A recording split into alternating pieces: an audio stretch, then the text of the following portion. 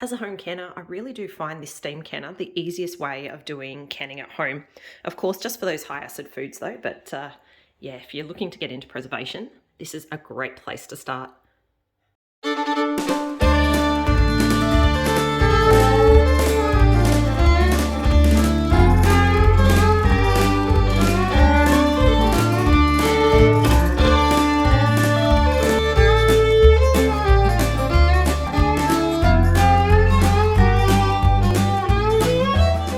G'day there, it's Rachel here from Bush Edge Homesteading Australia, and today I am going to be doing some steam canning and taking you along for a bit of a step-by-step run through of how to use a steam canner. Now the one I'm using here is a Victorio steam canner, and there is a couple of different canners around. You will find steam canning, there's probably less information around on at the moment, and that's because steam canning really has only been an approved method for a few years now, and as a result there's not as much information as there is about steam canning as compared to your water bath and your pressure canning as well. So hopefully this video will help you if you've been interested in knowing a bit more about steam canning, and also maybe if you've got a steam canner yourself and you want to know step by step on how to run it. Well, this video is going to give you that step-by-step run through. So just a bit of an overview of the steam canner. Essentially what it is a bit of a pot with a base and a top. There is a couple of different designs. Some have a bit of a deeper pot and a top that sits on top of that. This one here has obviously got quite a narrow base, and then it's got quite a large top on it. And essentially what you do with a steam canner is you take the top off, you pop in jars. You then have water in this reservoir, and I'll show you this obviously in detail in a second, but you then pop your top back on top and you get a whole bunch of steam that circulates around those jars inside. And that steam gets up to that 100 degrees Celsius, which is that temperature that's required to kill a lot of the microorganisms, the yeasts, and deal with the enzymes and stuff like that that can cause spoilage in your food. Now, with the steam, you do need to make sure that, that is properly steaming to get to that temperature. And that's why a lot of these proper steam canners have these dials on top that will actually show you when you get up to the right temperature so that you can start your processing time. I think that's probably enough about the theory. How about we crack on and I'll show you how to use the canner. Step one is to prepare the recipe that you're going to be using. And remember, with steam canners, you do use it for acidic recipes. So you do need it for your high acid foods. We're doing lime cordial today, so that's definitely something that falls into the high acid category. But we're not going to run through the detail of how we make this lime cordial. Just keep in mind, use your recipe that's acidic and do your normal things with your canning, like cleaning your jars. Because this recipe is greater than 10 minutes, we just kind of clean off the jars with the hot soapy water. We don't need to sterilize them, but I am going to be putting a hot recipe in these jars, so I will need to make sure that those jars are nice and hot. Because remember, hot product goes into hot jars, which goes into a hot canner. And of course, when we put our product into these jars, we'll just make sure that we get the right headspace, and yeah, we'll then be ready to pop them in the canner. Now, if any of this is a little bit confusing to you in terms of how to go about putting your food in jars, just have a bit of a look back to the first couple of episodes in this Canning Basics series, where we go through the introduction to canning and we do talk about headspace and things like that and what all that means. And also the episode on water bath canning as well will be pretty handy, because I did actually run through the step-by-step on how you do that in that series. But we're not going to go through that again now because we don't want this to all get a bit repetitive for you. Whilst I'm getting that recipe together, it's a good idea to start getting the temperature right on my canner. And because we're going to be doing a hot pack recipe, which means we've got that hot product in the hot jars, I need to put those jars into a hot steam canner. So that means it's time to put some water in our steam canner. Now, I've got the kettle already boiled, which will give me a little bit of a head start on this. And all I want to do is just keep filling until the height of the water is just below the height of the rack in here. So I probably should have showed you guys before. This here is a bit of a movable rack, comes in and out. So you do need to make sure that's sitting in there nice and sturdy. And then, yeah, we just keep adding our water until it's at that level just below the height of the rack. You do want to make sure you've got enough water in there so that when you're doing your steam canning, it doesn't boil dry. And actually, that's probably one of the other important things to mention with steam canners like this, is that you do have a bit of a restriction on processing time as compared to your water bath canning. With water bath canning, you can actually go for quite a long period of time because the water's not going to boil dry. But with these steam canners, you are restricted to recipes that are only going to be processed for 40 minutes or less. So that is something just super important to keep in mind if you are going to use one of these types of canners. And because of that, you also want to make sure you've got enough water in to last that period of time as well. So that's why you want to fill it up to that level, again, to the bottom of this rack. And I think I can add just a little bit more in there. And then all we're going to do from there is put our lid back on the top. And I'm going to turn that on so that that water comes right back up to the boil.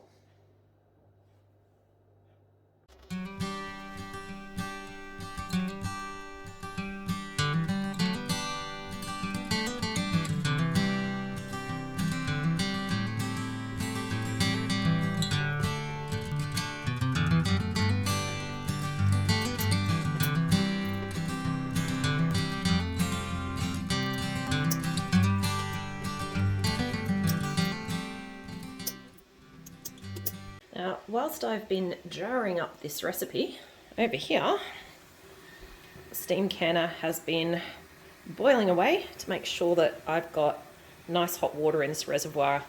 In fact, you can see a bit of steam starting to come off, so I might actually just turn that off for a quick second. And when you open a steam canner, it's always a good tip just to lift the lid so that it opens away from you. And you'll see, ooh, quite a big puff of steam comes out when you do that. Obviously, the reason that you're facing it away from you is so that you don't end up with all that steam in your face. Now, the next thing I need to do is get those jars into this steam canner. And coming back over here, I'm going to use that to lift my jars, because remember, these are hot. And that goes into our hot canner. And then we'll just lift in the other 3 as well. 2.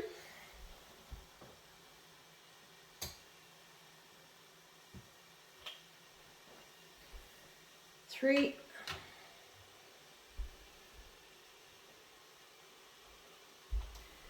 And 4. And at this point, we just want to pop the top back on the canner, but we can't start our processing time quite yet. What we actually need to do now is wait until it gets up to the right temperature. And there's a little indicator on the top here that's going to help you with that. So let's spin that around a little bit. Now, in every different area, you are going to have your own personal altitude. For me, I am up in the ranges, but in the spot that I am, I'm actually not super duper high. I think we're about 200 and something meters up, which puts me in a zone 1. But you might have a higher elevation and be in a different zone. So do take note of what zone you're in. And then what you need to do is watch for when this little red indicator here gets to the green zone for the zone that you're in. So at the moment, you can see zone 1 for me is blue. I'm nowhere near that quite yet, and I need to wait until it gets up to this green zone here. So I'm just going to keep a bit of an eye on this. I will, actually remember to put the temperature back up. So I want that on the highest temp to get it up to that. And then once it reaches that green zone, I can start my processing time. You can probably see there's a bit of steam coming out of the canner now, and I'm going to do another check. But you can see here that for zone 1, I am still not quite at the right temp yet. So that means I need to keep waiting a bit, despite the fact that I can see a bit of steam coming out of the canner. I reckon it's time to give this another check. And let's have a bit of a look at our dial on top now. Aha, there we go. We can see that we are now in the green zone for my zone 1. Again, just keep in mind that you might be in a different zone, so you might be looking for a zone 2 or 3. But for me, I can now start my timer. And for the recipe that I'm doing today, it's 15 minutes. But again, keep in mind that every recipe that you'll be processing in your steam canner might have different times. So this is the time for me. And I've started it. because I'm now in the green zone. And now we'll just kind of wait and watch the canner for a bit. Now, sometimes you do see this thing start to happen where your lid starts lifting up really quite intensely. So I did it a couple of little times then.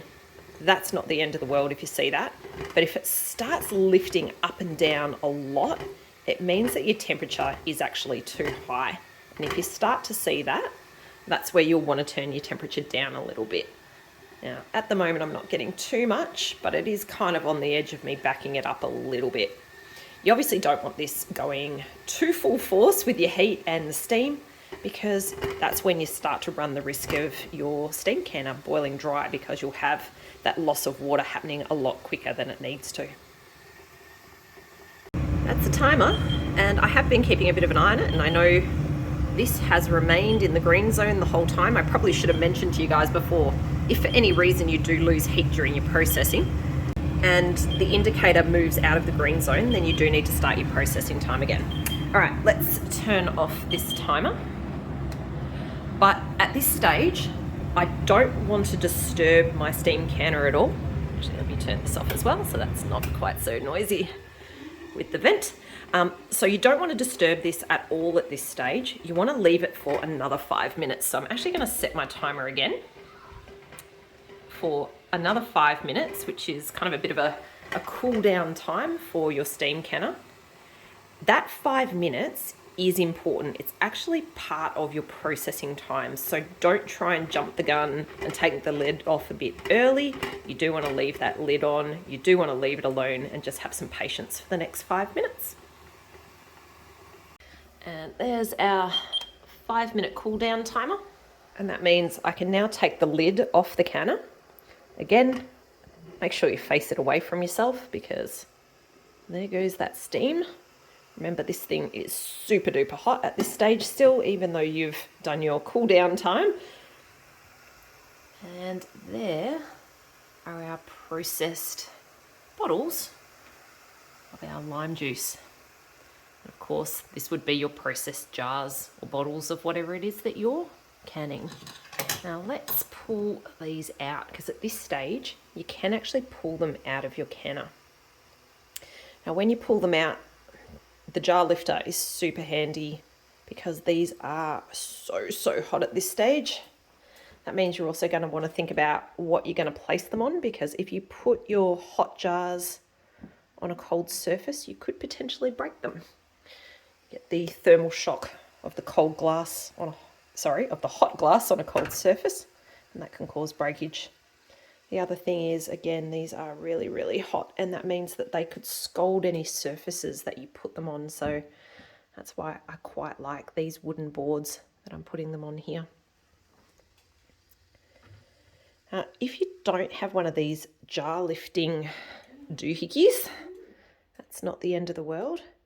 You can use a tea towel or some oven mitts. Just, of course, make sure you've got a really good grip on those, though, because you definitely don't want to be in a circumstance where you've got one of these breaking and scalding you. Now, it does look like I've had a little bit of the lime juice push out with this one here. So this one here I am going to keep a bit of a close eye on, just to make sure I do get a good seal on it. But I'm not going to muck around with that quite yet, because as with all of your canning projects, once you've pulled your jars out of your canner, you just want to leave them for the next 24 hours undisturbed. And that's because in this type of jar, you've got these kind of rubber gaskets. In other types of jars, you'll have like a rubber seal on the lids. That'll be really soft and malleable at this stage, and you want to give it some time to kind of harden up. So tomorrow I'll come back. Once these have hardened up and cooled down, at that stage I will pull off the clips, and that's important with this type of jar. If you're using a mason style jar, that's when you would pull the rings off, and then I'll label these up and get these in the cupboard. Hopefully you've enjoyed this step-by-step on how to do steam canning, and hopefully this has given you the confidence to give it a bit of a go if you've got a steam canner, or just really enlightened you into how the steam canning works if it's something that you've considered getting into. Thanks a bunch for joining, and catch you later.